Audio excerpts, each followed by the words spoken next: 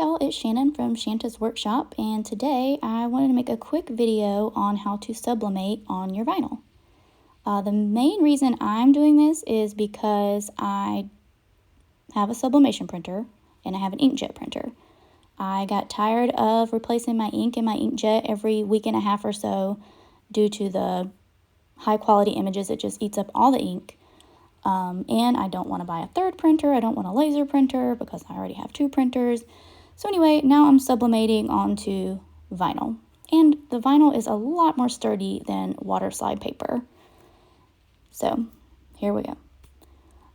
First thing you want to do is press your vinyl for a couple seconds if it's on a tight roll. Mine was tightly rolled, so the edges were curled a little bit. So I'm just pressed it for like literally 2 seconds to flatten it out. Then you're going to print your sheet, make sure it's mirrored. And I'm going to sandwich everything between some parchment paper. So this is a sheet of parchment paper, just so the ink doesn't bleed through by chance, just in case. Then I'm going to set my vinyl on top of that. Then the image that I printed is going to go face down on top of that.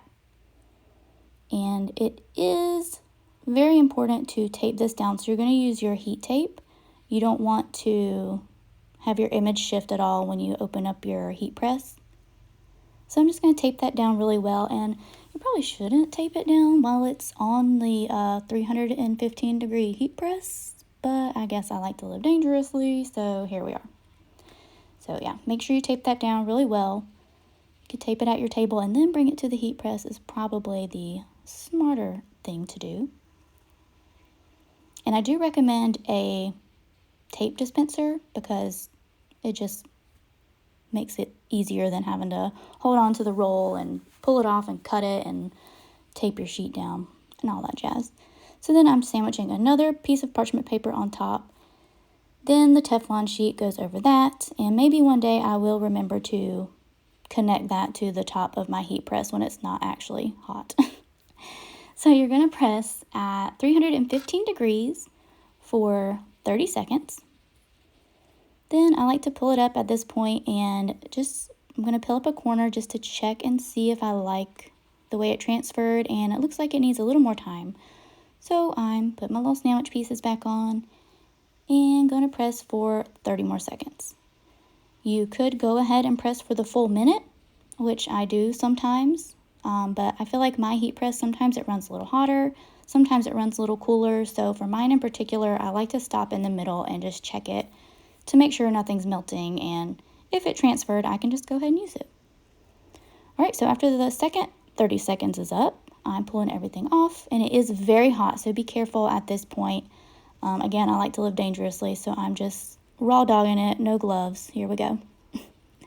And I did not let this cool at all. This is just in between taking it from my heat press and putting it on my desk. And everything just peels right up very smoothly. And everything transferred beautifully. So it's just very vibrant. The black is very black. I don't have to do anything else to this. I don't have to seal it with anything.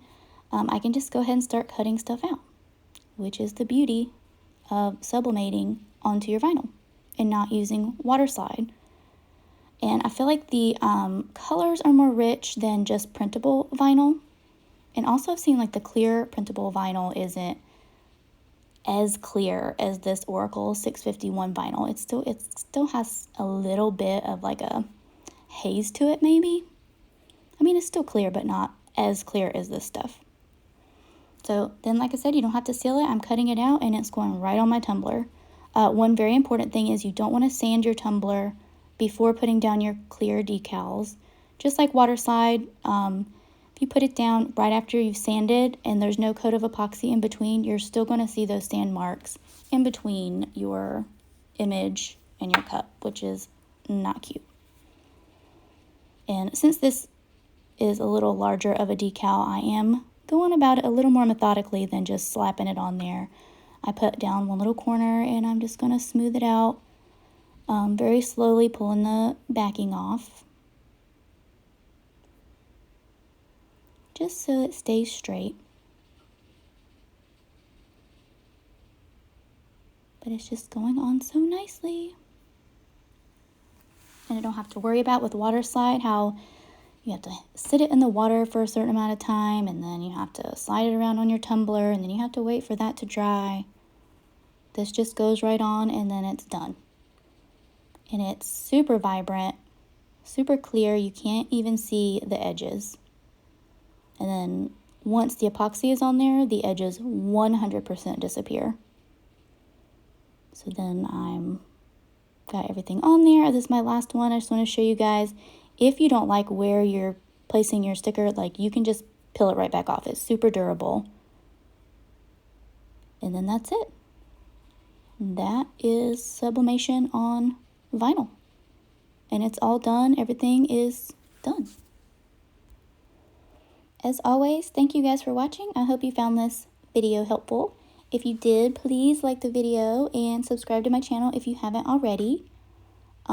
If you would like to make this exact tumbler, I do have the file with all these quotes and this image available on my website, shantasworkshop.com. Everything else I use will be listed in the comments. The description.